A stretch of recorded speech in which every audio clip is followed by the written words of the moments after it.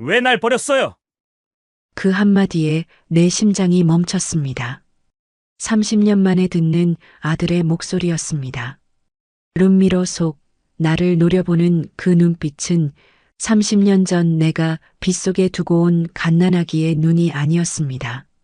살기가 가득한 낯선 남자의 눈이었습니다. 대답해! 당신이 나 낳은 거 맞잖아! 핸들을 쥔 그의 손이 하얗게 질려 있었습니다. 차는 비명을 지르며 흔들렸고 나는 공포에 질려 아무 말도 할 수 없었습니다.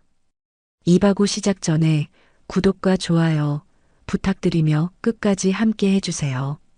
이 끔찍한 대화가 오가기 불과 사흘 전 우리는 처음 만났습니다. 회장님, 차량 대기했습니다. 오늘부터 새로운 수행 기사가 모십니다. 비서실장의 목소리가 인터폰 너머로 들려왔습니다. 침실의 공기는 차가웠고 거울 속 55세의 여자는 굳게 입을 다물고 있었습니다. 남들은 내 나이를 두고 아직 한창 때인 젊은 총수라며 부러워합니다. 남편도 없이 홀로 이 거대한 그룹을 지켜낸 철의 여인이라고, 독한 여자라고 수군대는 것도 압니다. 하지만 그들은 모릅니다. 내가 이 자리에 오르기 위해 매일 밤 찢어지는 가슴을 부여잡고 버텨왔다는 것을요. 나는 립스틱을 짙게 바르고 익숙하게 회장 박명자의 가면을 썼습니다. 현관을 나서자 차가운 겨울바람이 뺨을 때렸습니다. 검은색 세단 앞에 꼿꼿하게 서 있는 한 남자가 보였습니다. 인사드리겠습니다. 오늘부터 회장님을 모시게 된 최강우입니다. 그 목소리, 사진으로는 들을 수 없었던 낮고 굵은 목소리가 귀에 꽂히는 순간 나는 발을 헛디딜 뻔했습니다.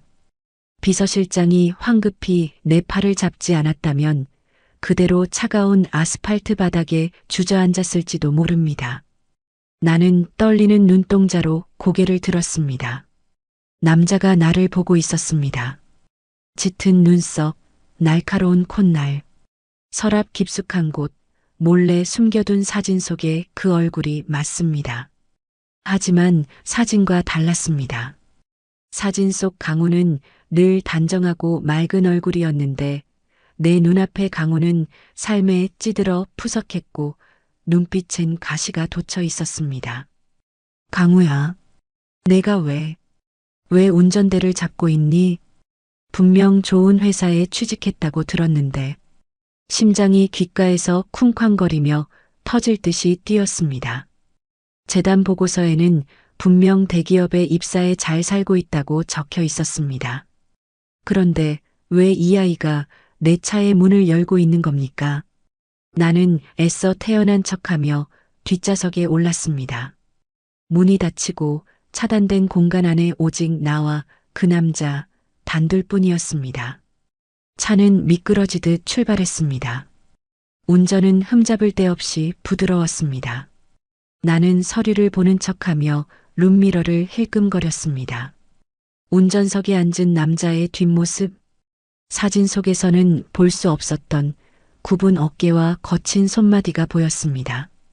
30년의 세월이 내 아들을 이렇게 만들었단 말입니까? 전에 다니던 회사는 왜 그만뒀나? 나도 모르게 목소리가 떨려 나왔습니다. 남자는 룸미러로 내 눈을 똑바로 바라보며 대답했습니다. 백 없고 돈 없으면 버티기 힘든 곳이더군요. 저 같은 고아놈은 실력만으로는 안 되더라고요. 고아. 그 단어가 가시처럼 가슴을 찔렀습니다. 키다리 아저씨가 뒤에 있다는 걸로는 부모 없는 서름을 막아주지 못했니? 목구멍까지 차오르는 신음을 억지로 삼켰습니다. 그때였습니다. 신호 대기 중에 남자가 넥타이를 고쳐 매려 고개를 살짝 돌렸습니다. 그 순간 셔츠 깃 위로 드러난 목덜미에 작은 점 하나가 보였습니다. 내 숨이 턱 하고 막혔습니다. 사진으로는 확인할 수 없었던 결정적인 증거. 갓 나은 핏덩이를 품에 안고 젖을 물릴 때마다 손가락으로 가만히 쓸어보던 그 점. 내 남편에게도 있었던 그 점이 저 남자에게도 선명하게 박혀 있었습니다. 혹시나 동명이인은 아닐까 했던 1%의 헛된 희망마저 사라졌습니다. 강우였습니다. 내 아들 강우가 제 발로 호랑이 굴에 들어온 겁니다. 나는 당장이라도 강우야 하고 부르며 운전석을 껴안고 싶었습니다. 하지만 그럴 수 없었습니다. 지금 내 위치는 벼랑 끝입니다. 호시탐탐 내 자리를 노리는 이사들과 경쟁사들이 늑대처럼 눈을 번뜩이고 있습니다. 만약 내가 숨겨둔 사생아, 그것도 시설에 버린 아들이 내 운전기사로 있다는 사실이 알려진다면 놈들은 나를 끌어내리는 것에서 그치지 않을 겁니다. 내 아들 강우까지 그 더러운 싸움판의 희생양으로 삼아 물어뜯을 겁니다. 참아야 해. 명자야, 참아야 해. 지금 아는 척하면 둘 다 죽어. 나는 허벅지를 꼬집으며 입술을 깨물었습니다. 피맛이 비릿하게 입안에 퍼졌습니다. 차는 회사 지하 주차장에 도착했습니다. 도착했습니다, 회장님. 남자가 차 문을 열어주었습니다. 나는 그를 쳐다보지 않으려 애쓰며 차에서 내렸습니다.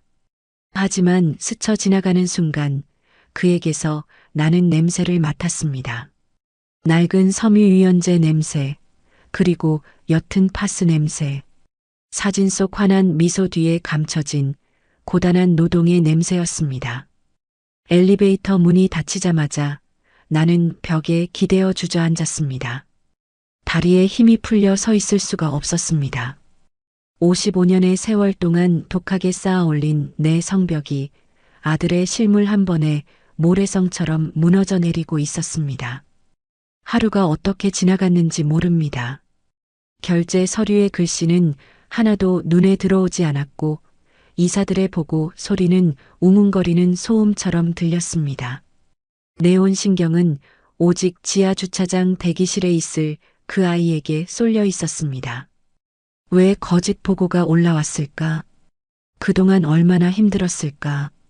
퇴근길 다시 그 차에 올랐습니다. 밤 공기가 차가웠지만 차 안은 훈훈했습니다. 룸미러 속의 강우는 여전히 무표정했습니다. 집으로 가. 네, 회장님. 댁으로 모시겠습니다. 사무적인 말투. 차라리 다행이었습니다. 만약 내가 나를 알아보고 어머니라고 불렀다면 나는 그 자리에서 기절했을지도 모릅니다. 아니, 차라리 내가 나를 모르길 바랐습니다. 나 같은 어미는 있고 차라리 죽었다고 생각하며 살길 바랐습니다. 집에 도착해 현관문을 열고 들어서는 순간 등 뒤에서 강우의 목소리가 들렸습니다. 내일 아침 7시에 대기하겠습니다. 나는 뒤를 돌아보지 않은 채 고개만 끄덕였습니다. 문이 닫히는 소리가 천둥처럼 크게 들렸습니다. 적막한 거실. 나는 불도 켜지 않은 채 서재로 들어갔습니다. 30년간 아무에게도 보여주지 않은 내 비밀의 방.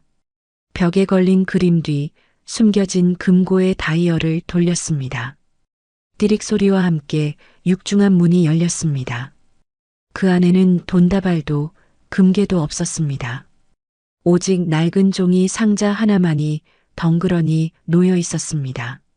나는 떨리는 손으로 상자를 열었습니다. 매년 재단에서 몰래 보내온 강우의 성장 사진들, 유치원 재롱잔치, 초등학교 운동회, 그리고 대학 졸업식, 그리고 가장 밑바닥에 놓인 누렇게 바랜 베네 저고리. 강우야. 참았던 울음이 터져 나왔습니다. 졸업식 사진 속 강우의 얼굴을 어루만지며 짐승처럼 울부짖었습니다. 미안하다 엄마가 미안해. 이렇게 잘 자라주었는데.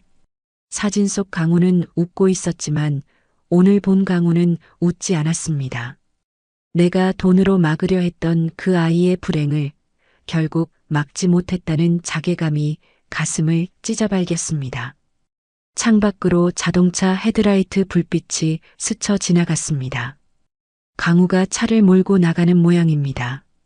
나는 사진을 가슴에 품고 속삭였습니다. 조금만 더 기다려줘. 놈들을 다 처리하고 너를 안전하게 지킬 수 있을 때, 그때 엄마가 무릎 꿇고 빌게. 하지만 나는 몰랐습니다. 내가 이렇게 우는 동안 강우의 가슴 속에선 칼날 같은 원망이 자라나고 있었다는 것을, 그리고 그 칼날이 바로 내일 아침 내 목을 겨누게 될 것이라는 사실을. 금고 문을 닫는 내 손은 멈추지 않고 덜덜 떨리고 있었습니다. 밤새 한숨도 자지 못했습니다. 금고 앞에서 밤을 새우다시피 하고 새벽녘에야 겨우 찬물로 부은 눈을 식혔습니다. 거울 속에 비친 여자는 55세의 재벌 회장이 아닌 죄 많은 늙은 어미의 얼굴을 하고 있었습니다. 나는 파운데이션을 평소보다 두껍게 발랐습니다. 내 죄책감이, 내 흔들리는 눈동자가 그 아이에게 들키지 않기를 바라면서요. 현관을 나서자 어제와 똑같이 검은 세단이 서 있었습니다. 그리고 그 앞에 최강우, 내 아들이 서 있었습니다. 하지만 공기가 달랐습니다. 어제 느꼈던 그 차가운 겨울바람보다 더 시린 기운이 그 아이에게서 뿜어져 나오고 있었습니다. 좋은 아침입니다, 회장님. 인사는 정중했지만 목소리에는 뼈가 박혀 있었습니다. 나는 짐짓 아무렇지 않은 척 고개를 끄덕이며 뒷좌석에 올랐습니다. 문이 닫히는 소리가 마치 감옥의 철문이 닫히는 소리처럼 둔탁하게 울렸습니다. 차는 부드럽게 출발했습니다. 하지만 나는 직감했습니다. 폭풍전야라고 했던가요? 핸들을 쥔 강우의 손등에 퍼런 힘줄이 돋아 있었습니다. 백미러로 힐끔거리는 그의 시선이 내 정수리를 뚫을 듯이 따가웠습니다. 나는 숨이 막혀와 창문을 조금 내리려 버튼을 눌렀습니다. 작동하지 않았습니다. 윈도우 락이 걸려 있었습니다. 최 기사, 창문 좀. 말을 채 끝내기도 전이었습니다. 기익. 날카로운 타이어 마찰음과 함께 차가 사거리 한복판에서 급정거했습니다. 몸이 앞으로 쏠렸다가 안전벨트에 튕겨나갔습니다. 서류 가방이 바닥으로 굴러떨어졌습니다. 이게 무슨 짓인가? 나는 놀란 가슴을 부여잡고 소리쳤습니다. 하지만 운전석의 남자는 미동도 하지 않았습니다. 천천히, 아주 천천히 고개를 돌려 나를 바라보았습니다. 그 눈, 어젯밤 악몽에서 보았던, 아니 오늘 아침 내내 두려워했던 바로 그 눈빛이었습니다. 30년의 세월을 건너뛰어 어미의 심장을 물어뜯으러 온 늑대의 눈. 회장님, 강우가 입을 열었습니다. 비소 섞인 목소리였습니다. 잠이 잘 오던가요? 심장이 바닥으로 쿵 떨어졌습니다. 나는 떨리는 손을 감추려 주먹을 꽉 쥐었습니다. 무슨 말을 하는 건가? 당장 차 출발시켜. 비단 이불 덮고 따뜻한 방에서 남이 차려주는 밥 먹으니까 살만하던가요? 그는 내 말을 무시한 채 한자 씹어뱉듯 말을 이었습니다. 그동안 나는 보육원참 바닥에서 쥐새끼처럼 떨고 있었는데, 아, 결국 올 것이 왔구나. 나는 입술을 깨물었습니다. 피 맛이 났습니다. 모른 척해야 했습니다. 여기서 무너지면 놈들에게 내 아들을 들키게 됩니다. 나는 회장 박명자여야만 했습니다. 자네 지금 뭐라고 했나? 해고당하고 싶어? 나는 짐짓 호통을 쳤습니다. 하지만 목소리는 형편없이 떨리고 있었습니다. 강우가 픽하고 웃었습니다. 그 웃음이 비수처럼 날아와 내 가슴에 꽂혔습니다. 연기 그만해. 박명자 씨. 그가 품 안에서 무언가를 꺼내 대시보드 위에 던졌습니다. 낡고 구겨진 흑백 사진 한 장. 젊은 날의 나, 그리고 내 품에 안긴 갓난아이. 내가 그토록 찾고 싶었지만 찾을 수 없었던 그 사진이었습니다. 시설에 맡길 때 혹시라도 나중에 아이가 엄마 얼굴이라도 기억해 주길 바라는 마음에 베넷저고리 속에 몰래 넣어두었던 그 사진. 시설 사물함 구석에 처박혀 있던 거야. 원장 수녀님이 그러더군. 내 어미가 남기고 간 유일한 흔적이라고. 강우의 눈시울이 붉어졌습니다. 하지만 그 눈물은 슬픔이 아닌 분노였습니다. 매일 밤 이 사진을 보면서 빌었어. 언젠가 꼭 만나게 해달라고. 만나서 물어보고 싶었거든. 그가 몸을 돌려 뒷좌석 쪽으로 몸을 숙였습니다. 차단막 하나를 사이에 두고 아들의 거친 숨결이 느껴질 만큼 가까워졌습니다. 왜 날 버렸어? 그 한마디에 내 심장이 멈췄습니다. 나는 숨을 쉴 수가 없었습니다. 목구멍이 뜨겁게 달아올랐습니다. 너를 살리기 위해서였다고, 빚쟁이들이 칼을 들고 쫓아오고 있었다고 소리치고 싶었습니다. 하지만 입이 떨어지지 않았습니다. 말해. 왜 버렸냐고. 강우가 핸들을 쾅 내리쳤습니다. 클락션 소리가 비명처럼 터져 나왔습니다. 밖에서는 뒤따르던 차들이 경적을 울려댔지만 차 안은 진공 상태처럼 고요했습니다. 오직 아들의 거친 호흡 소리만이 내 고막을 때렸습니다. 돈 때문이었어? 그래서 성공하려고 걸리적거리는 애새끼는 갖다 버린 거야? 대답해. 당신이 지금 입고 있는 그 비싼 옷, 타고 있는 이 좋은 차, 다 내 목숨값이지?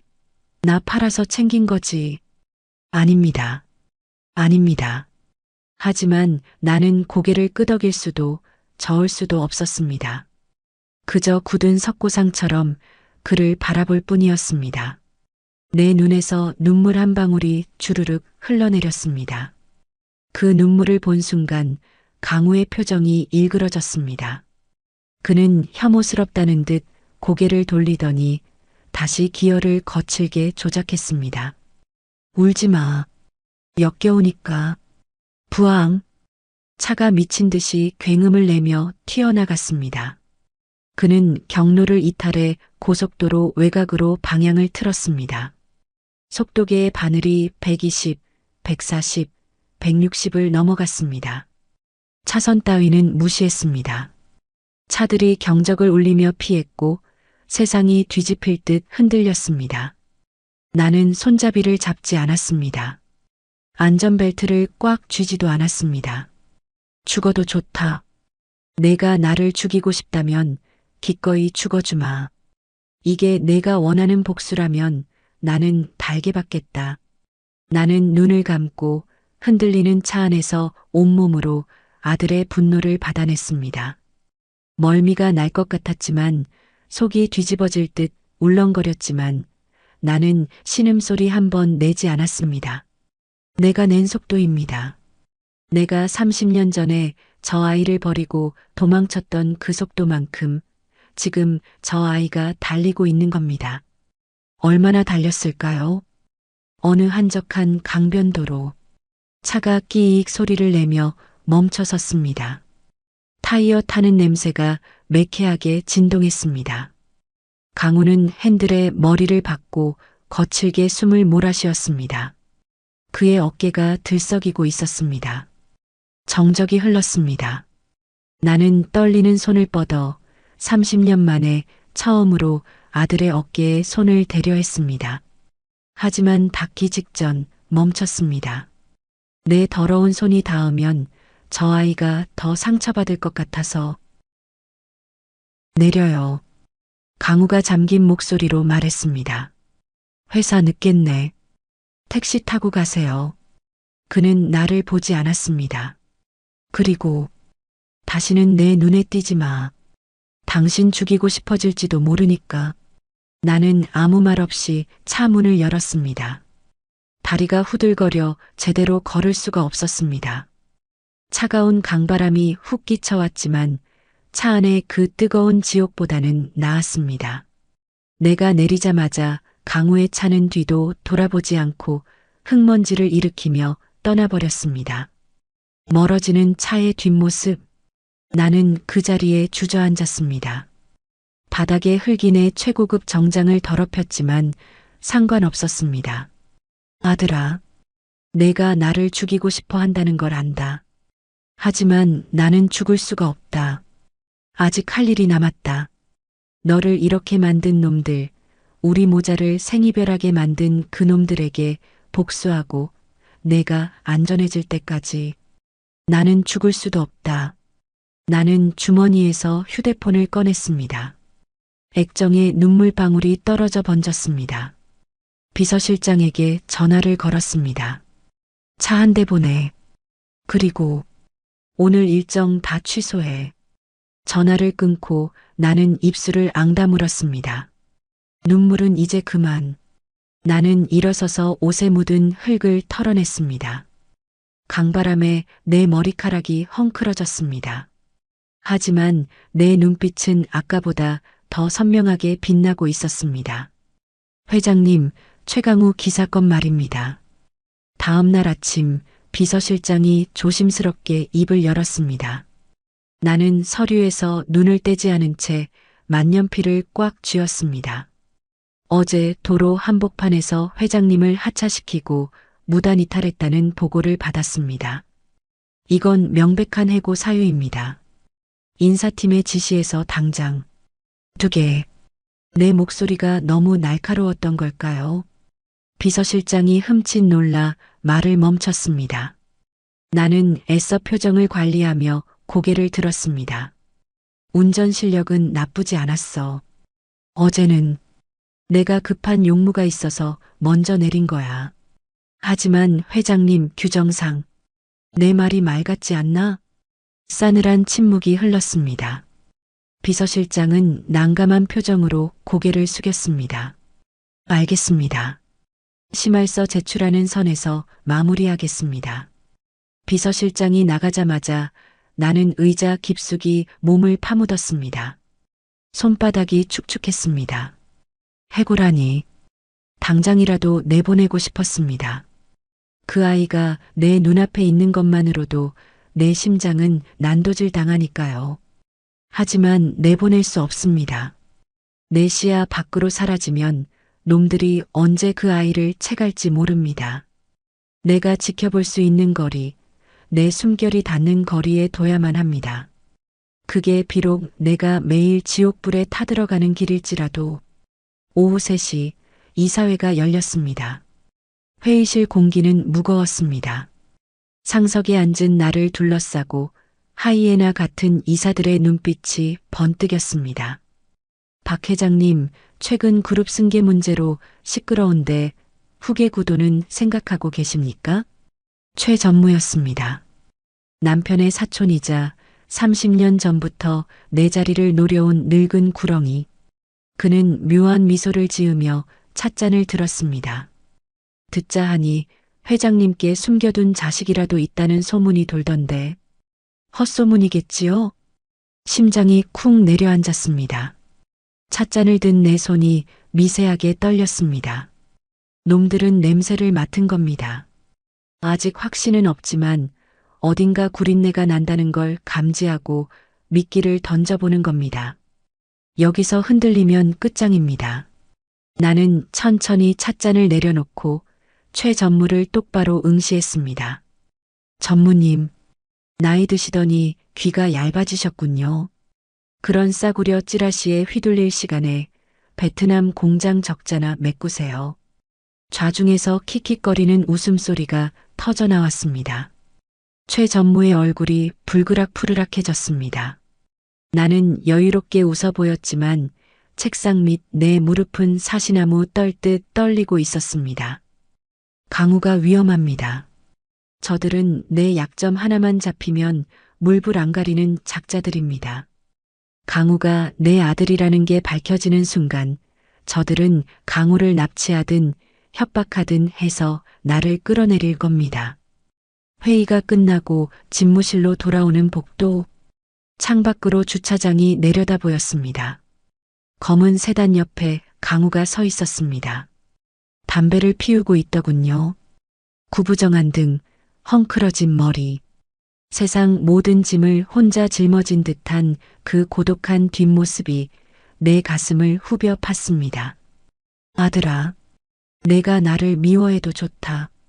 저주해도 좋다. 제발, 사람만 다오. 퇴근 시간이 되었습니다. 나는 결심을 굳히고 주차장으로 내려갔습니다. 엘리베이터 숫자가 바뀌는 동안 심호흡을 10번도 넘게 했습니다. 지하 2층. 문이 열리자 매캐한 매연 냄새와 함께 차가운 공기가 밀려왔습니다. 차 문을 열고 뒷좌석에 앉았습니다. 강우는 백미러로 나를 보지 않았습니다. 댁으로 모십니까? 건조한 목소리. 어제 나에게 쏟아부었던 그 뜨거운 분노는 온데간데 없고 차가운 재만 남은 목소리였습니다. 아니, 나는 침을 꼴깍 삼켰습니다. 마트에 들렀다 가지. 예. 강우가 처음으로 고개를 돌려 나를 봤습니다. 의아한 표정. 재벌 회장이 퇴근길에 마트에 간다는 게 생뚱맞게 들렸겠지요. 장 좀 봐야겠어. 저녁? 같이 먹지. 강우의 입가에 싸늘한 비소가 걸렸습니다. 회장님, 저랑 겸상하시게요? 제가 무섭지 않으십니까? 운전기사 밥 챙기는 것도 고용주 의무야. 잔말 말고 출발해. 나는 짐짓퉁명스럽게 말하고 창밖으로 고개를 돌렸습니다. 유리창에 비친 내 얼굴이 붉게 상기되어 있었습니다.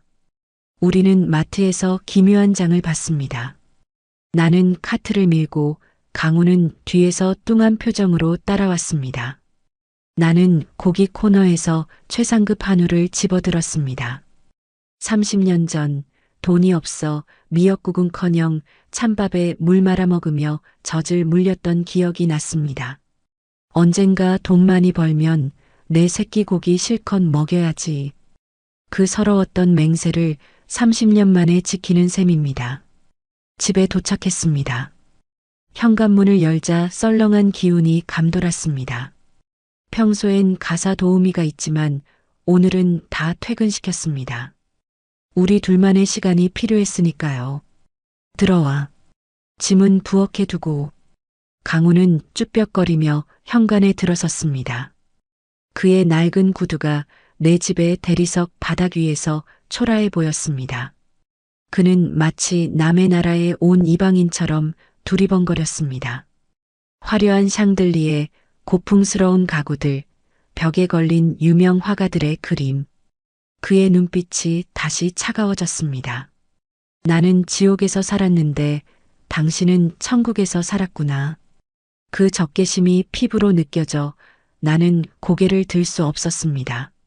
잠깐. 서재에 좀 다녀오마. 옷 좀 갈아입고 나올 테니 기다려. 나는 도망치듯 서재 쪽으로 걸음을 옮겼습니다. 그때였습니다. 아? 등 뒤에서 강우의 짧은 헛웃음 소리가 들렸습니다. 걸음을 멈추고 돌아보니 강우가 복도 벽에 걸린 액자 앞에 서 있었습니다. 그 액자, 24살의 나와 남편이 신혼여행지에서 찍은 흑백 사진이었습니다. 행복하게 웃고 있는 젊은 부부. 강우가 그 사진을 노려보며 들으라는 듯 중얼거렸습니다. 행복해 보이네. 그의 목소리에 날카로운 가시가 돋쳐 있었습니다. 나 같은 건 쓰레기통에 쳐넣어버리고 이 남자랑 희희낙낙하며 살았나 보지. 아주 꿀이 떨어지네. 꿀이 떨어져. 가슴이 철렁 내려앉았습니다. 강우는 모릅니다. 저 남자가 바로 자신의 친아버지라는 것을, 그리고 저 남자가 30년 전 세상을 떠났다는 것을. 이봐요, 회장님. 이 남자는 알아? 당신이 애새끼 버리고 온 거? 강우가 비꼬듯 물었습니다. 아니면 이 남자한테도 숨겼나? 깨끗한 척, 고상한 척 하면서 내 심장이 갈갈이 찢겨나가는 것 같았습니다.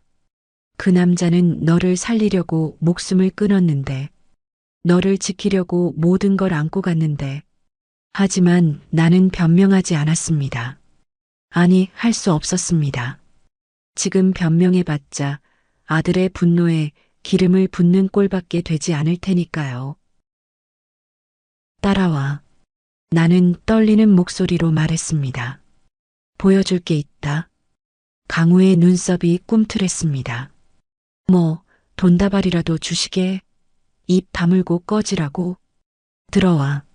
나는 단호하게 말하고 서재 문을 열었습니다.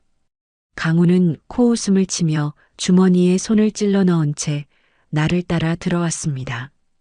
어디 한번 해봐라는 식의 삐딱한 태도. 하지만 그 눈빛 깊은 곳에는 설명할 수 없는 불안감이 어리고 있었습니다. 서재 안은 어둑했습니다. 나는 저 끝에 있는 금고로 걸어갔습니다. 판도라의 상자. 그것이 열리면 강우가 오해하고 있는 저 사진 속 남자의 진실, 그리고 내가 30년간 침묵해야 했던 이유가 밝혀질 것입니다. 강우는 문가에 기대어 삐딱하게 서 있었습니다. 나는 금고 다이얼을 돌렸습니다. 띠릭. 육중한 문이 열리는 소리가 마치 내 심장이 열리는 소리처럼 들렸습니다. 이제 세상과 단절된 우리 둘만의 심판대가 차려졌습니다. 나는 고개를 돌려 아들을 바라보았습니다. 강우야. 나는 처음으로 아들의 이름을 불렀습니다. 그 한마디에 강우의 비웃던 표정이 순식간에 굳어졌습니다. 이리 와서 이것 좀 봐주겠니? 내 목소리는 떨리고 있었지만 눈빛만은 단호했습니다. 강우는 여전히 문가에 기대선 채 팔짱을 끼고 있었습니다. 입가에 걸린 비릿한 미소는 여전했습니다. 왜요? 돈다발이라도 들었습니까? 얼마나 대단한 액수길래 금고까지. 돈은 없다. 뭐, 돈 같은 건 없어. 이 안에는.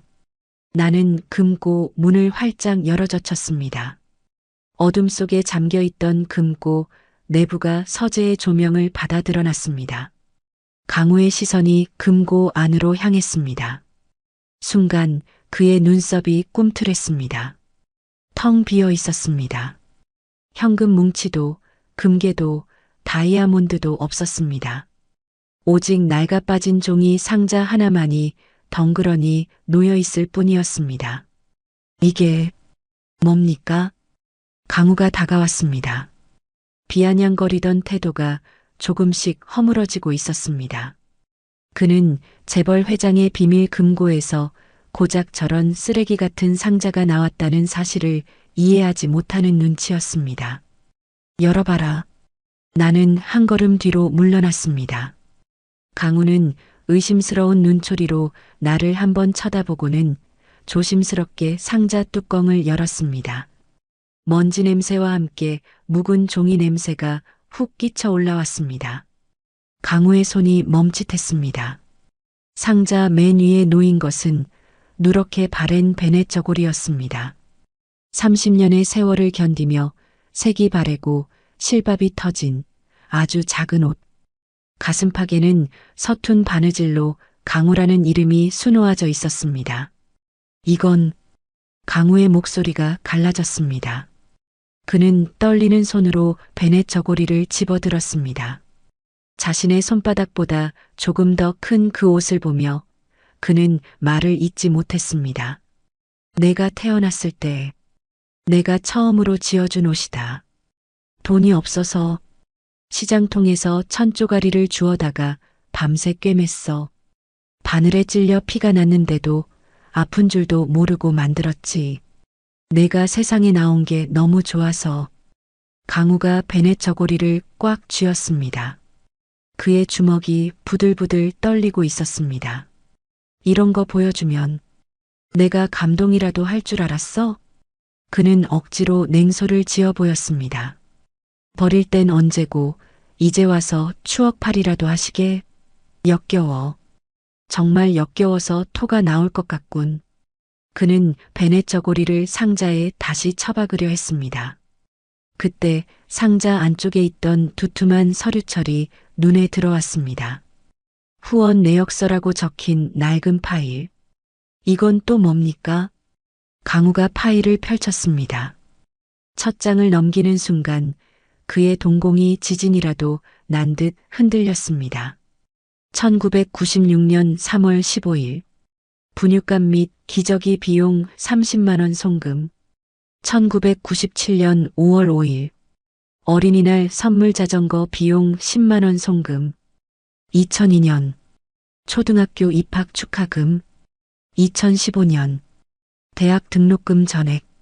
30년 단 한 달도 빠짐없이 매월 25일이면 어김없이 송금된 기록들이 빽빽하게 적혀 있었습니다. 수취인은 사랑의 집 혹은 최강우. 보낸 사람은 익명 혹은 K. 강우는 숨을 헐떡이며 뒷장을 넘겼습니다. 손이 너무 떨려서 종이가 찢어질 것 같았습니다. 이게 다 당신이 한 거라고? 그는 믿을 수 없다는 듯 나를 노려봤습니다. 거짓말이지? 조작한 거지? 당신이 나한테 후원을 했다고? 나를 버린 당신이? 나는 고개를 저으며 서랍에서 통장 하나를 꺼내 던져주었습니다. 강우가 시설에 있을 때 그리고 사회에 나와서 받았던 후원금이 찍힌 통장이었습니다. 내가 몰래 복사해둔 사본이 아니라 강우 본인의 통장으로 송금된 내역과 일치하는 내 비밀 장부였습니다. 비교해봐. 날짜, 금액. 단 1원이라도 틀린 게 있는지. 강우는 내 장부와 자신의 기억 속 통장 내역을 대조해 보았습니다. 맞습니다. 그가 배고플 때, 그가 아플 때, 그가 등록금이 없어 휴학을 고민할 때마다 마치 마법처럼 입금되던 그 돈. 얼굴 없는 천사, 키다리 아저씨가 보내준 줄만 알았던 그 돈이 바로 눈앞에 있는 이 여자의 주머니에서 나온 것이었습니다. 아니야. 강우가 뒷걸음질 쳤습니다. 혼란스러움에 머리를 감싸쥐었습니다. 그럼 왜 모른 척했어? 돈은 보내면서 왜 찾아오지는 않았어? 내가 얼마나 기다렸는데. 엄마가 오기만을 매일 밤 대문 앞에서 얼마나 기다렸는데. 그의 절규가 서재를 울렸습니다. 30년 묵은 원망이 댐이 터지듯 쏟아져 나왔습니다. 돈 몇 푼 보내면 다야? 어미 노릇 다 한 거야? 내가 필요했던 건 돈이 아니라 엄마였다고. 따뜻한 밥 한 끼, 내 이름 불러주는 목소리. 그게 필요했다고. 강우는 바닥에 주저앉아 오열했습니다. 그 모습을 보는 내 가슴은 천갈래 만갈래로 찢겨나갔습니다. 그래, 내 말이 맞다. 돈으로는 채울 수 없는 게 있다는 걸 나도 안다. 하지만 강우야. 나는 바닥에 주저앉은 아들에게 다가갔습니다. 그리고 아까 그가 비웃었던 복도의 사진 액자를 가리켰습니다. 저 사진 속 남자, 내가 행복해 보인다고 했던 사람, 내 아버지다. 강우가 눈물 젖은 얼굴로 고개를 들었습니다. 내 아버지는 우리를 버리고 행복하게 산 게 아니다. 내 목소리가 떨려 나왔습니다. 그 사람은 너를 살리기 위해 죽었다. 강우의 눈이 커졌습니다. 그게 무슨 소리야? 나는 깊은 숨을 들이쉬었습니다. 이제 봉인을 뜯을 시간입니다. 30년간 내 가슴 속에만 묻어두었던 피비린내 나는 그날의 진실을. 1996년 겨울이었다. 내 아빠는 작은 건설 하청업체를 하고 있었어. 성실한 사람이었지. 하지만 원청업체가 부도를 내고 도망가는 바람에 우린 하루아침에 빚더미에 앉게 됐다. 내 눈앞에 그날의 광경이 생생하게 펼쳐졌습니다. 빨간 딱지가 붙은 가구들, 들이닥친 깡패들, 그리고 공포에 질려 울던 갓난아기 강우. 사채업자들은 악랄했다. 내 아빠를 끌고 가서 며칠씩 패기도 하고 내 배에 칼을 들이밀며 협박하기도 했어. 갓난아이인 너를 팔아버리겠다는 말까지 했지. 강우의 얼굴이 창백해졌습니다. 우린 도망쳤다. 여관방을 전전하며 숨어 살았어. 하지만 놈들은 끈질기게 쫓아왔지. 더 이상 갈 곳이 없던 날, 내 아빠가 나에게 그랬다. 여보, 내가 다 안고 갈게. 당신이랑 강우는 내가 지킬게.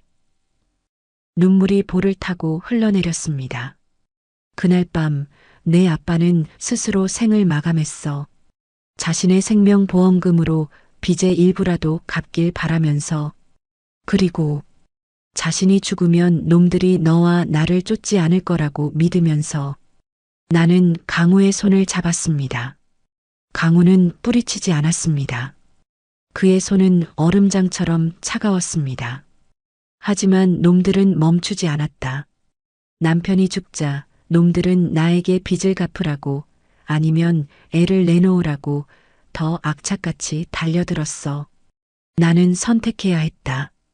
너를 데리고 도망치다가 길바닥에서 놈들에게 잡혀 죽을 것인가, 아니면. 내 목소리가 흐느낌으로 변했습니다. 잠시 너를 안전한 곳에 숨겨두고 내가 힘을 키워 놈들을 박살내고 너를 데리러 갈 것인가. 강우는 멍하니 나를 바라보았습니다. 그의 눈동자에 비친 나는 재벌 회장이 아니라 30년 전 벼랑 끝에 몰린 젊은 어미였습니다. 그래서 널 시설에 맡겼다. 1년이면 될 줄 알았어. 빚 갚고 금방 데리러 갈 수 있을 줄 알았어.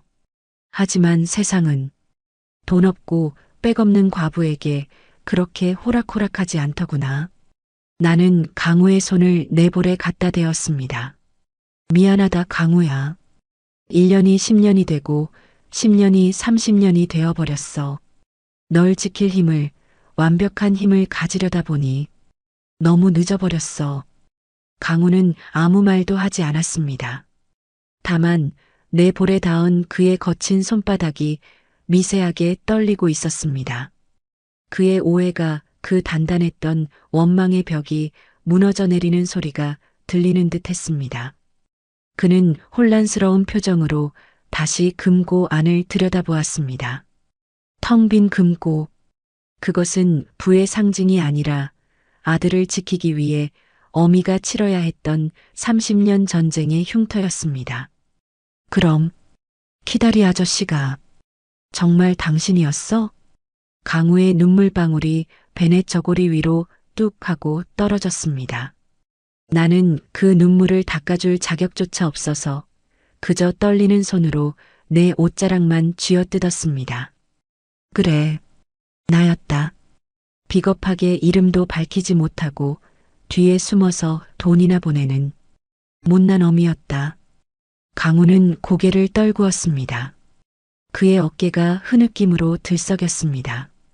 방금 전까지 나를 향해 쏟아내던 그 서슬 펄은 도끼는 진실이라는 거대한 파도 앞에서 흔적도 없이 씻겨 내려갔습니다.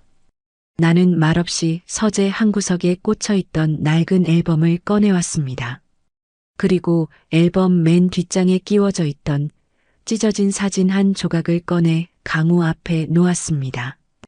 강우의 젖은 눈동자가 커졌습니다. 이건. 그는 품 안에서 지갑을 꺼내 자신이 30년간 부적처럼 지니고 다니던 사진 조각을 꺼냈습니다. 내 앨범 속의 조각은 젊은 엄마의 모습이었고 강우의 조각은 아기 강우의 모습이었습니다. 두 조각을 맞추자 비로소 하나의 온전한 사진이 되었습니다. 젊은 엄마가 아기를 품에 안고 환하게 웃고 있는 모습. 시설에 맡기던 날. 혹시라도 내가 나를 잊을까봐 사진을 반으로 찢어 너에게 주었다. 나중에 다시 만나면 이걸로 서로를 알아보자고.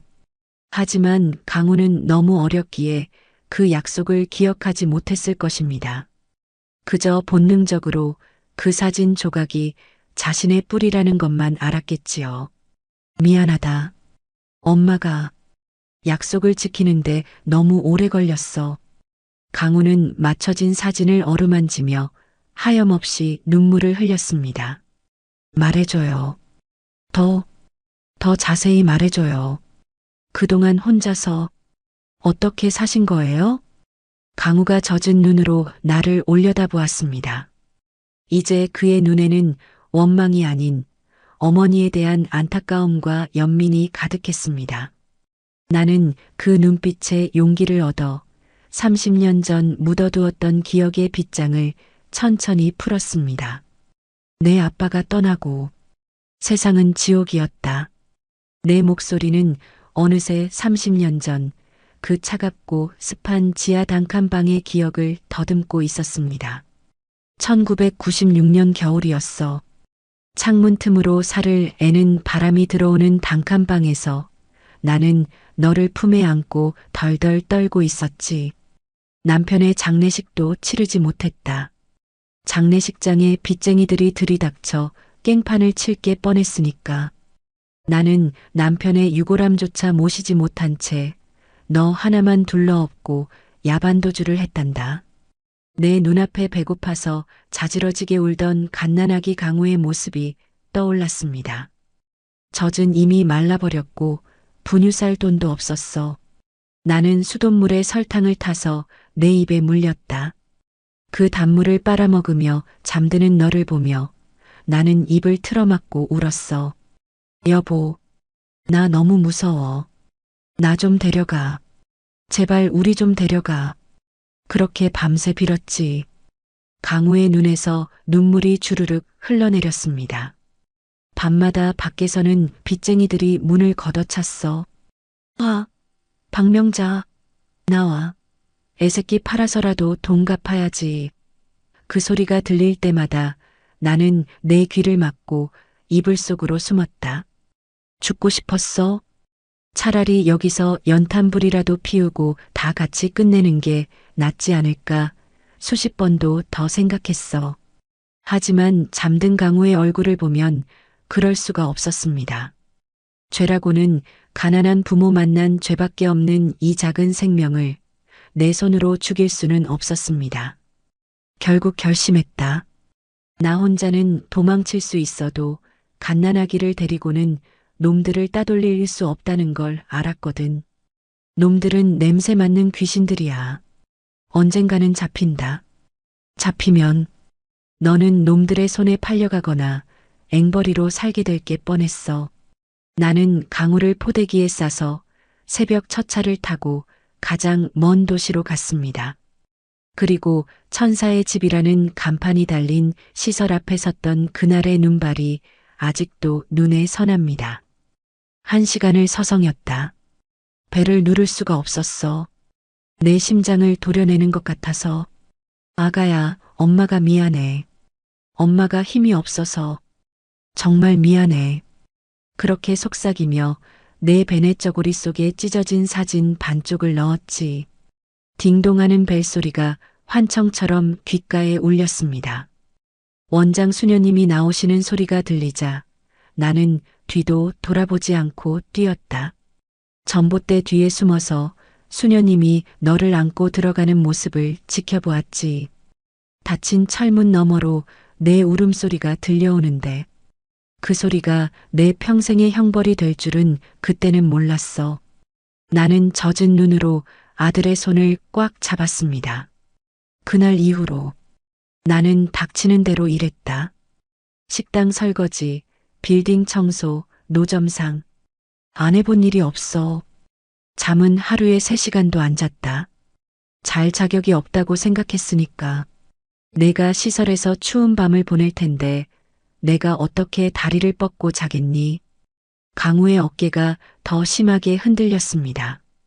그렇게 5년을 악착같이 모아서 빚을 갚았어. 이제 너를 데려올 수 있겠다 싶었지. 그런데 빚을 갚고 나니 이번엔 남편을 죽음으로 몰고 간 원청업체, 지금의 이 그룹 사람들이 나를 주시하기 시작했다. 남편이 남긴 기술 특허, 그걸 내가 가지고 있다는 걸 알았거든. 그들은 회유와 협박을 번갈아 가며 나를 괴롭혔습니다. 그때 깨달았습니다. 내가 아무리 빚을 갚아도 힘이 없으면 언제든 짓밟힌다는 것을. 내가 힘없이 너를 데려오면 또다시 30년 전처럼 도망 다니는 신세가 될 뿐이라는 것을. 그래서 독해지기로 했다. 그들의 회유를 역이용해서 회사에 들어갔고 그 특허를 무기로 지분을 요구했어. 미친년 소리를 들으면서 독사 소리를 들으면서 놈들을 하나씩 쳐내고 올라갔다. 회장이 되면 아무도 널 건드리지 못할 거라고 생각했어. 대한민국 최고의 재벌이 되면 내 아들 앞길에 꽃길만 깔아줄 수 있을 거라고 믿었어. 나는 씁쓸하게 웃으며 아들의 뺨을 어루만졌습니다. 그런데 올라가면 올라갈수록 적들은 더 많아지고 더 교활해지더구나. 지금도 봐라. 내가 숨겨둔 아들이 있다는 소문만으로도 이 사회가 들썩이지 않니? 내가 너를 찾는 순간 너는 내 아들이 아니라 재벌 3세 후계 구도의 변수가 되어 표적이 되는 거야. 그래서 차마 널 찾을 수가 없었다. 이야기가 끝났습니다. 서재 안에는 무거운 침묵과 두 사람의 거친 숨소리만이 감돌았습니다. 강우가 고개를 들었습니다. 그의 눈은 퉁퉁 부어 있었습니다. 그는 30년간 왜 나를 버렸냐고 원망했던 그 여자가 사실은 자신을 지키기 위해 30년간 전쟁터에서 홀로 싸워온 전사였음을 깨달았습니다. 자신이 시설에서 따뜻한 밥을 먹을 때 어머니는 찬물로 배를 채우며 일했다는 것을 알았습니다. 저는 강우의 목소리가 쇳소리처럼 갈라져 나왔습니다. 저는 그것도 모르고 당신을, 어머니를 죽도록 미워했습니다. 매일 밤 저주했습니다. 잘 먹고 잘 살라고, 나 같은 건 잊고 천벌이나 받으라고. 강우는 자신의 가슴을 주먹으로 쳤습니다. 쿵, 쿵, 쿵. 그 소리가 내 가슴을 때렸습니다. 죄송합니다. 죄송합니다, 어머니. 제가 불효자입니다. 제가 죽을 죄를 지었습니다. 강우는 의자에서 내려와 바닥에 무릎을 꿇었습니다. 그리고 내 발치에 머리를 박고 통곡했습니다. 짐승처럼 아이처럼 울부짖었습니다. 아니다. 내 새끼야. 내 잘못이 아니다. 나도 의자에서 내려와 아들을 끌어안았습니다. 30년 만에 품에 안아보는 내 아들.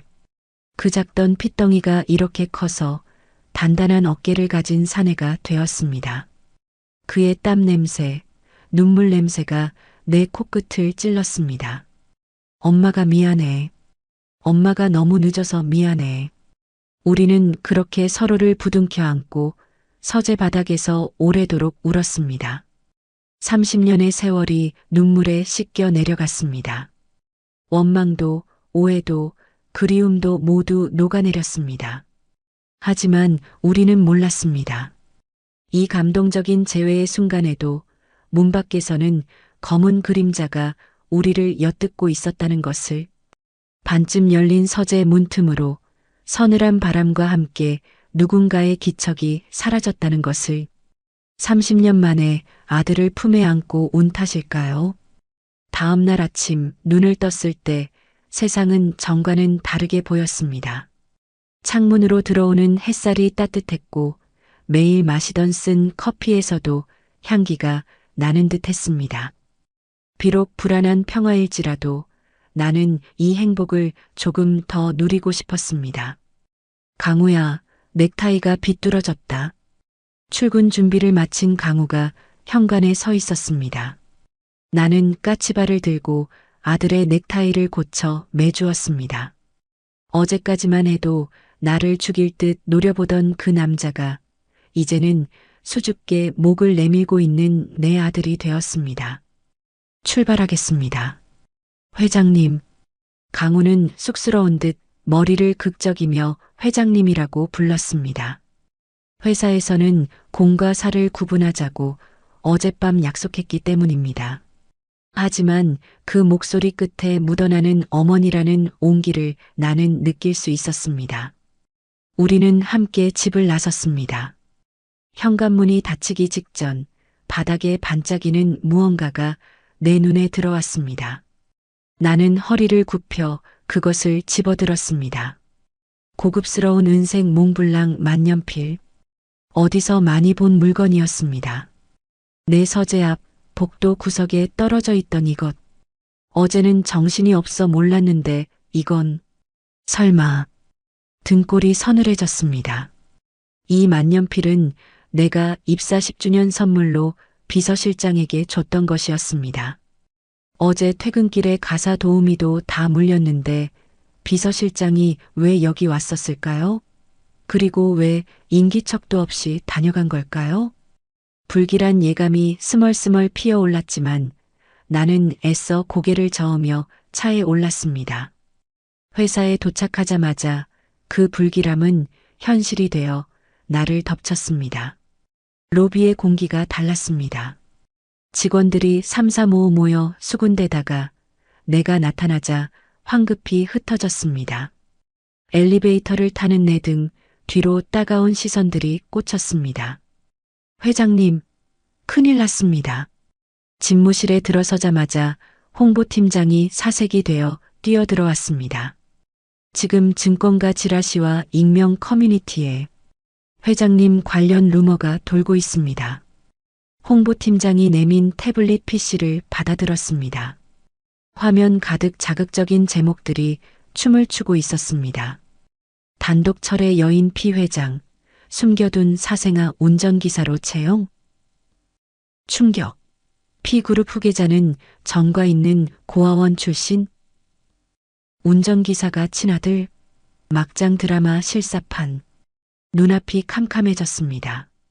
어젯밤 서재에서의 대화, 강우가 어머니라고 부르며 울던 그 목소리. 누군가 그 모든 것을 듣고 퍼뜨린 게 분명했습니다. 나는 떨리는 손으로 책상 위를 더듬었습니다. 아침에 주워온 은색 만년필이 내 손끝에 닿았습니다. 비서실장 어디 있나? 내가 낮은 목소리로 묻자 홍보팀장이 우물쭈물 대답했습니다. 그게 오늘 아침부터 연락이 안 됩니다.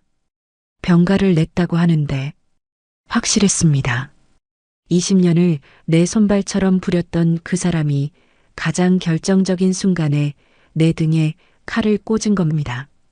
최 전무가 쳐놓은 덫에 그 사람마저 넘어간 것이겠지요. 배신감에 치가 떨렸지만 지금은 감정에 빠져 있을 시간이 없었습니다. 내 직통 전화가 미친 듯이 울려댔습니다. 최 전무였습니다. 박 회장님, 뉴스 보셨습니까? 세상에 운전기사가 아들이라니요. 이게 사실이면 주가 폭락은 시간 문제입니다. 수화기 너머로 들리는 그의 목소리는 승리감에 도취되어 있었습니다. 오늘 오후 2시 긴급 이사회를 소집했습니다. 해명하실 준비하셔야 할 겁니다. 그리고 그 아드님이란 친구 유전자 검사 대기시켜 놓으시죠. 전화가 끊겼습니다. 나는 힘없이 수화기를 내려놓았습니다. 올 것이 왔습니다. 놈들은 강우를 인질로 삼아 나를 회장직에서 끌어내리고 회사를 통째로 삼킬 생각입니다. 내가 물러나는 건 상관없습니다. 하지만 강우는 사생아라는 꼬리표, 재벌가의 권력 다툼에 휘말린 희생양. 그 아이는 평생 손가락질 받으며 살게 될 겁니다. 안 돼. 그럴 순 없어. 나는 이를 악물었습니다. 어떻게 찾은 아들인데, 어떻게 지켜온 내 새끼인데. 그때 집무실 문이 벌컥 열렸습니다. 강우였습니다. 회장님, 나는 홍보팀장을 눈짓으로 내보내고 문을 잠갔습니다. 강우의 얼굴은 창백했지만 눈빛만은 흔들림이 없었습니다. 다 들었습니다. 저 때문에 곤란해지신 거죠. 아니야. 넌 신경 쓸 것 없어. 내가 알아서. 거짓말 마세요. 밖에서 다 들었어요. 유전자 검사니 뭐니. 강우가 내 책상 앞으로 성큼 다가왔습니다. 제가 나가겠습니다. 제가 사라지면 됩니다. 제가 미친놈처럼 굴어서 쫓겨난 걸로 하세요. 사실이 아니라고, 저놈이 돈 뜯어내려고 회장님 협박한 거라고. 그렇게 발표하세요. 가슴이 철렁 내려앉았습니다. 이 아이는 지금 자신을 또다시 버리라고 말하고 있는 겁니다. 그게 무슨 소리냐? 절대 안 된다. 내가 널 어떻게 찾았는데, 이제 겨우 만났는데 또 떠나보내라고? 차라리 내가 회장직을 내놓으마. 다 필요 없어. 너만 있으면 돼. 나는 책상을 돌아나가 강우의 팔을 붙잡았습니다. 하지만 강우는 내 손을 부드럽게 하지만 단호하게 떼어냈습니다. 어머니, 그가 나를 불렀습니다. 30년 전에는 저를 살리려고 어머니가 희생하셨잖아요. 이번엔 제가 어머니를 지킬 차례입니다. 강우야, 어머니가 평생을 바쳐 지킨 이 회사, 저 때문에 놈들한테 넘겨줄 순 없어요. 그리고 제가 놈들의 먹잇감이 되는 꼴 어머니도 못 보시잖아요. 강우의 눈에 물기가 차올랐습니다. 믿어주세요. 저 어머니 아들이에요. 박명자 아들 최강우, 그렇게 약하지 않아요. 그는 주머니에서 사직서를 꺼내 책상 위에 올려놓았습니다.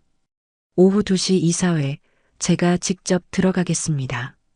거기서 제가 다 뒤집어 쓰고 끝내겠습니다. 안 돼. 놈들이 널 가만두지 않을 거야.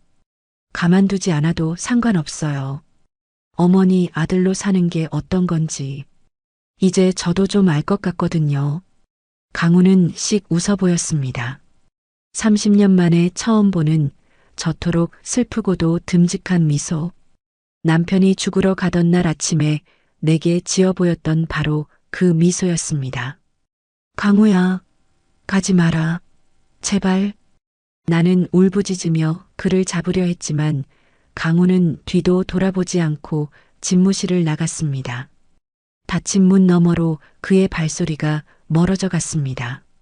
나는 그 자리에 주저앉아 아들이 남기고 간 사직서를 가슴에 품고 오열했습니다. 또다시 반복되는 운명. 30년 전에는 가난 때문에 헤어졌고 지금은 탐욕 때문에 헤어져야 하는 이 잔인한 운명. 하지만 나는 눈물을 닦았습니다. 그냥 보낼 수는 없습니다. 내 아들이 혼자서 그 늑대굴로 들어가는 걸 보고만 있을 수는 없습니다. 나는 떨리는 손으로 인터폰을 눌렀습니다. 보안실 연결해. 그리고 내 개인 금고에 있는 블랙박스 파일 준비시켜. 최전무 그리고 배신자 비서실장. 내 놈들이 전쟁을 원한다면 보여주마. 자식을 지키려는 어미가 얼마나 무서운 존재인지 똑똑히 보여주마. 오후 2시 대회의실의 공기는 숨막힐 듯 무거웠습니다.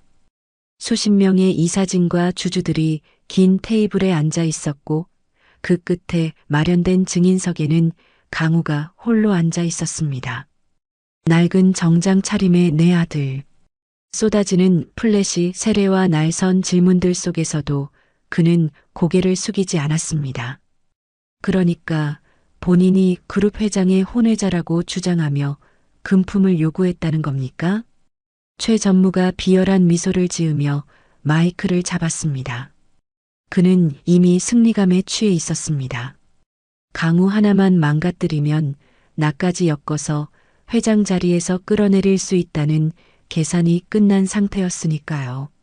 강우가 마이크 앞으로 다가갔습니다. 그의 입술이 파르르 떨렸습니다. 나는 대기실 모니터로 그 모습을 지켜보며 주먹을 꽉 쥐었습니다.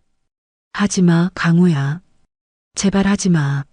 네, 맞습니다. 강우의 목소리가 회의실에 울려 퍼졌습니다. 저는 고아원 출신으로 돈이 필요해서 회장님께 접근했습니다. 우연히 얻은 회장님의 과거 정보를 이용해 아들 행세를 하며 협박했습니다. 회의실이 술렁거렸습니다. 꺼봐, 역시 사기꾼이었어. 회장님도 참 사람을 잘못 들이셨네. 비웃음과 안도의 한숨들이 뒤섞여 강우를 난도질했습니다. 최 전무는 만족스러운 듯 고개를 끄덕였습니다. 자, 들으셨죠? 이자는 회장님의 약점을 이용한 악질적인 범죄자입니다. 당장 경찰에 넘겨서 잠깐 강우가 다시 입을 열었습니다. 하지만 이것 하나만은 말씀드리고 싶습니다. 박명자 회장님은 저 같은 놈에게도 끝까지 기회를 주셨던 분입니다. 협박하는 저에게 따뜻한 밥을 사주시고 사람답게 살라고 타일러 주셨습니다. 그러니까 회장님은 아무 잘못 없습니다. 다 제 욕심이 부른. 강우는 끝까지 나를 감싸고 있었습니다. 자신을 시궁창에 처박으면서까지 나를 고고한 회장으로 남겨두려 하고 있었습니다. 저 바보 같은 녀석? 저 멍청할 정도로 착한 내 새끼. 더 이상 참을 수 없었습니다. 나는 대기실 문을 박차고 나갔습니다. 보안 요원들이 막아섰지만 내 눈빛에 기가 눌려 귀를 터주었습니다. 또각또각 내 구두 굽소리가 회의실의 소음을 잠재웠습니다. 나는 당당하게 걸어 들어가 강우의 옆에 섰습니다. 회장님? 최 전무가 당황한 기색을 감추며 일어섰습니다. 강우는 놀란 눈으로 나를 올려다보았습니다. 어머니, 왜 나오셨어요? 제가 다 해결한다고 했잖아요. 그의 눈빛이 그렇게 말하고 있었습니다. 나는 떨리는 강우의 손을 꽉 잡았습니다. 그리고 마이크를 잡고 좌중을 둘러보았습니다. 방금 이 청년이 한 말은 전부 거짓말입니다. 좌중이 찬물을 끼얹은 듯 조용해졌습니다. 이 청년은 사기꾼도 협박범도 아닙니다. 이 아이는 나는 숨을 고르고 또렷한 목소리로 선언했습니다. 제 아들입니다. 30년 전 제가 낳은 친아들 최강우입니다. 박 회장, 지금 제정신이야? 최 전무가 소리를 질렀습니다. 사생활을 인정하겠다는 거야? 회사가 입을 타격은 생각 안 해? 당신 미쳤어? 미친 건 내가 아니라 당신이지, 최 전무. 나는 비서실장에게 눈짓했습니다. 그러자 놀랍게도 아침까지 연락 두절이었던 비서실장이 회의실 뒷문에서 걸어 들어왔습니다. 그의 손에는 두툼한 서류 봉투가 들려 있었습니다.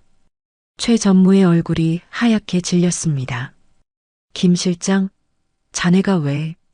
비서실장은 내 앞에 서류를 내려놓고 최 전무를 향해 고개를 숙였습니다. 죄송합니다, 전무님. 회장님께서 이미 다 알고 계셨습니다. 사실 오늘 아침 나는 비서실장을 먼저 찾아냈습니다. 그가 배신한 것이 아니라 최 전무에게 약점을 잡혀 협박당하고 있었다는 것을 알았기 때문입니다. 나는 그를 용서하는 대신 이중 스파이 역할을 맡겼습니다. 최 전무가 방심한 틈을 타 결정적인 증거를 확보하도록 말이죠. 이게 뭔지 아십니까, 전무님? 나는 서류 봉투에서 녹음기와 장부 사본을 꺼내 들어보였습니다. 당신이 비서실장을 협박해서 내 뒷조사를 시킨 녹취록. 그리고 지난 10년간 당신이 페이퍼 컴퍼니를 통해 빼돌린 회사 돈 500억 원의 자금 흐름도. 이거 모함이야. 조작이야. 최 전무가 발악했습니다. 하지만 스크린에 띄워진 명백한 증거들 앞에서 그의 외침은 공허한 메아리에 불과했습니다. 그리고 하나 더. 나는 강우를 바라보았습니다. 강우는 품 안에서 낡은 편지 한 통을 꺼냈습니다. 이건 우리 강우가 시설에 있을 때 당신이 보낸 사람이 원장 수녀님을 협박했던 내용이 담긴 편지입니다. 애를 내놓지 않으면 시설 지원금을 끊겠다. 박명자에게 알리면 죽여버리겠다. 기억나십니까? 강우가 떨리는 목소리로 편지를 읽어내려갔습니다. 그 내용은 30년 전 나를 괴롭혔던 악마가 바로 최 전무였음을 증명하고 있었습니다. 그는 내 남편을 죽음으로 몰고 간 원청업체의 배우였고 내가 강우를 찾지 못하게 방해해 온 장본인이었던 것입니다. 당신이었어. 내 남편을 죽이고 우리 모자를 30년간 생이별하게 만든 게 바로 당신이었어. 내 분노가 폭발했습니다. 나는 들고 있던 서류 뭉치를 최 전무의 얼굴에 집어던졌습니다. 종이들이 눈발처럼 흩날리며 그의 죄악을 덮었습니다. 경찰 불러. 당장 이놈 끌어내. 내 호통에 보안 요원들이 들이닥쳤습니다. 최 전무는 이거나 내가 누군지 알아? 라며 고래고래 소리를 질렀지만 결국 개처럼 질질 끌려나갔습니다. 회의실 안의 이사들은 쥐 죽은 듯 고개를 숙이고 있었습니다. 대세가 기울었음을 진짜 주인이 누구인지 깨달은 것입니다. 상황이 정리되고 정적이 찾아왔습니다. 나는 마이크를 다시 잡았습니다. 주주 여러분, 그리고 임직원 여러분, 제 과거의 실수를 부끄럽게 생각합니다. 가난 때문에 자식을 버렸던 못난 어미였습니다. 하지만 나는 옆에 서 있는 강우의 어깨를 감싸 안았습니다. 이제 다시는 제 아들을 숨기지 않겠습니다. 제 아들은 부끄러운 존재가 아닙니다. 그 험한 세상에서 훌륭하게 자라준 제 인생의 가장 큰 자랑입니다.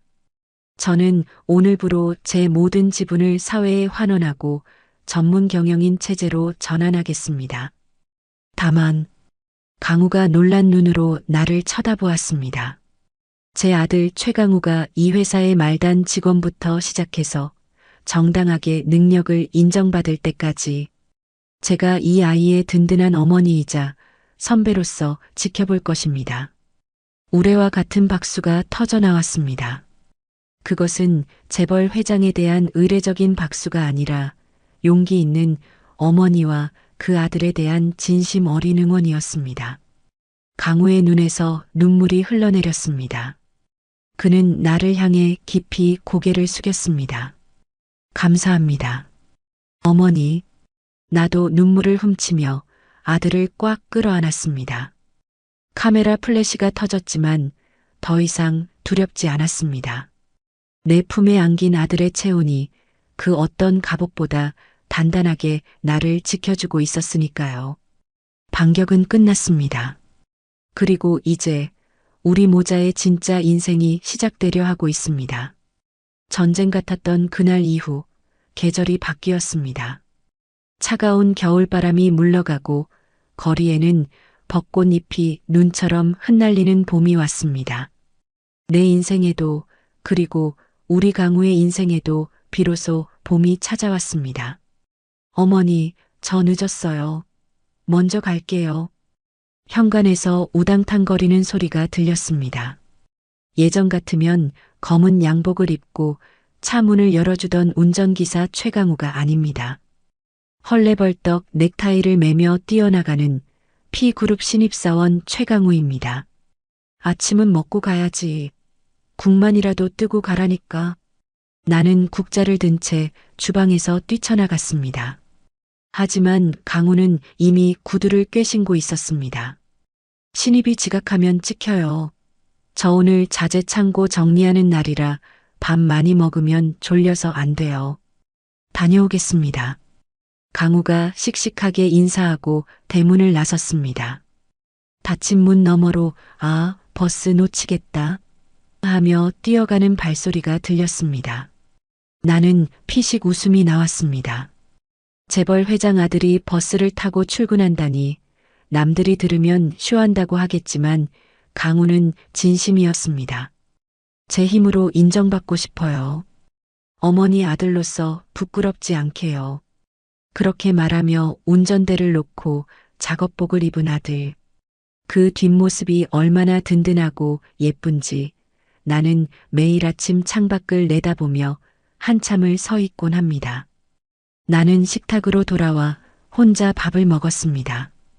예전에는 넓은 식탁이 운동장처럼 공허하게 느껴졌는데 이제는 강우가 남기고 밥알 몇 톨조차 정겹게 느껴집니다. 저녁엔 뭘 해줄까? 김치찌개를 좋아하던데 돼지고기를 듬뿍 넣고 끓여볼까? 회장 박명자의 머릿속은 온통 오늘 저녁 메뉴 고민뿐입니다. 주가니 환율이니 하는 골치 아픈 숫자들은 이제 전문 경영인들에게 맡겼으니까요. 오후에는 일찍 퇴근해서 시장에 갔습니다. 백화점 식품관이 아니라 30년 전 내가 강우를 업고 다녔던 그 재래시장입니다. 단골 정육점 아저씨가 나를 알아보고 반가워했습니다. 어이구, 박 여사님, 아니 회장님, 요새 텔레비전에 자주 나오시던데 진짜 회장님 맞으슈? 에이, 회장은 무슨, 그냥 강우 엄마예요. 오늘 좋은 고기 좀 있어요? 강우 엄마. 그 호칭이 회장님 소리보다 100배, 1000배는 듣기 좋습니다. 나는 고기와 채소를 양손 가득 싸들고 집으로 돌아왔습니다. 팔이 묵직했지만 마음은 깃털처럼 가벼웠습니다. 저녁 7시, 강우가 퇴근했습니다. 작업복 여기저기에 먼지가 묻어 있었고 얼굴에는 검댕이 묻어 있었지만 내 눈에는 세상에서 가장 빛나는 훈장처럼 보였습니다.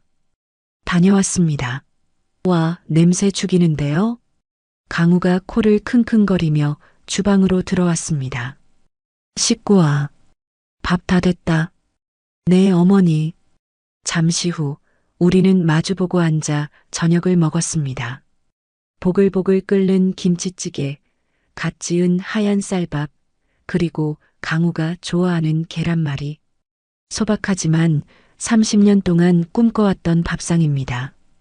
어머니, 오늘 창고에서 김대리가 저한테 뭐라 그랬는지 아세요?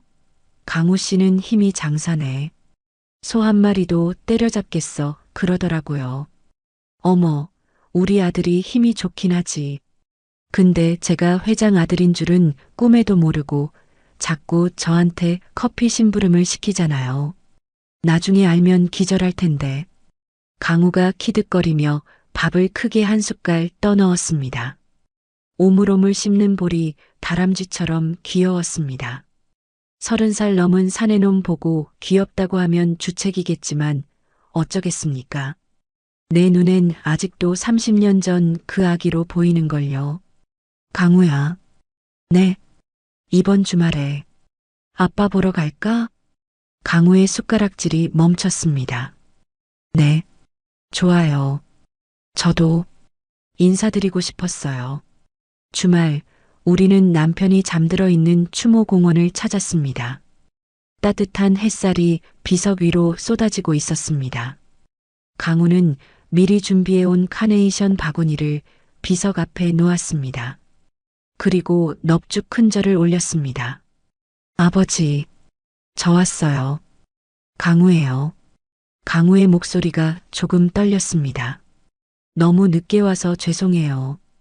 그동안 어머니 혼자 고생시키고 떠나셨다고 많이 미워했는데. 죄송해요. 저 살리려고 그러셨다는 거 이제 알아요. 나는 강우의 어깨를 감싸고 비석을 어루만졌습니다. 여보, 봤지? 우리 강우가 이렇게 컸어. 당신 닮아서 뚝심 있고 나 닮아서 정도 많아. 이제 걱정 말고 편히 쉬어. 내가 남은 평생 이 아이 지키면서 당신 목까지 사랑해줄게.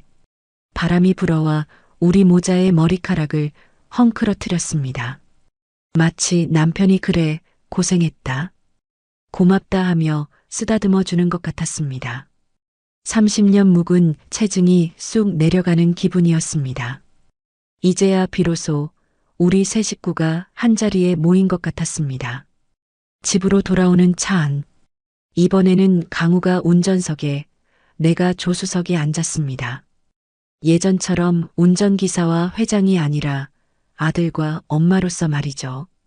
강우가 한 손으로 핸들을 잡고 다른 한 손으로는 내 손을 잡았습니다. 어머니, 응? 저 드릴 게 있어요. 강우가 뒷좌석을 가리켰습니다. 예쁜 쇼핑백 하나가 놓여 있었습니다. 뭐니, 이게? 열어보세요. 나는 설레는 마음으로 쇼핑백을 열었습니다. 하얀 상자 안에 들어있는 것은 아기용 베넷 저고리였습니다. 30년 전 내가 강우에게 지어줬던 것처럼 작고 하얀, 하지만 훨씬 보드랍고 예쁜 새 베네저고리. 이게 웬 거니? 사실 만나는 사람 있어요. 강우의 얼굴이 홍당무처럼 빨개졌습니다. 시설에서 같이 자란 친구인데 다음 달에 결혼하기로 했거든요. 그리고 우리 아이가 생겼어요. 어머나, 나는 입을 다물지 못했습니다. 세상에 손주라니, 내가 할머니가 된다니, 제가 아빠가 된다고 생각하니까 어머니 마음을 더 알겠더라고요. 이 작은 생명을 위해서라면 정말 뭐든지 다 할 수 있겠구나 하는 마음이요. 강우가 쑥스러운 듯 웃었습니다. 어머니가 제 베네저골이 30년 동안 간직해 주신 것처럼 저도 우리 아기한테 이 옷 입혀서 사랑 듬뿍 주면서 키울게요. 어머니가 저한테 주신 사랑만큼요. 눈물이 핑 돌았습니다. 슬픔의 눈물이 아니라 벅찬 기쁨의 눈물이었습니다. 30년 전 찢어진 사진과 낡은 베네저고리로 시작된 우리 모자의 아픈 이야기가 이제 새로운 베네저고리와 함께 희망으로 다시 쓰이고 있었습니다. 고맙다. 강우야. 정말 고마워.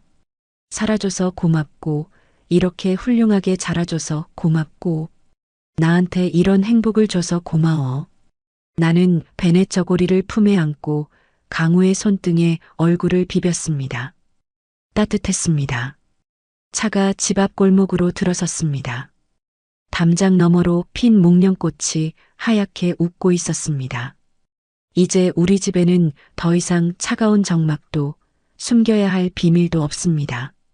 시끌벅적한 아들의 목소리, 곧 태어날 아기의 울음소리, 그리고 나의 웃음소리로 가득 찰 것입니다. 30년을 돌고 돌아 우리는 드디어 가족이라는 이름의 항구에 도착했습니다. 이 평화가, 이 따스한 햇살이 영원하기를 나는 마음속으로 조용히 빌며 아들의 손을 더 꽉 잡았습니다. 오늘의 이바구는 여기까지입니다. 끝까지 함께 해주셔서 감사드리며 구독과 좋아요 눌러주시면 놀라운 인생 사연들을 누구보다 먼저 무료로 만나보실 수 있습니다.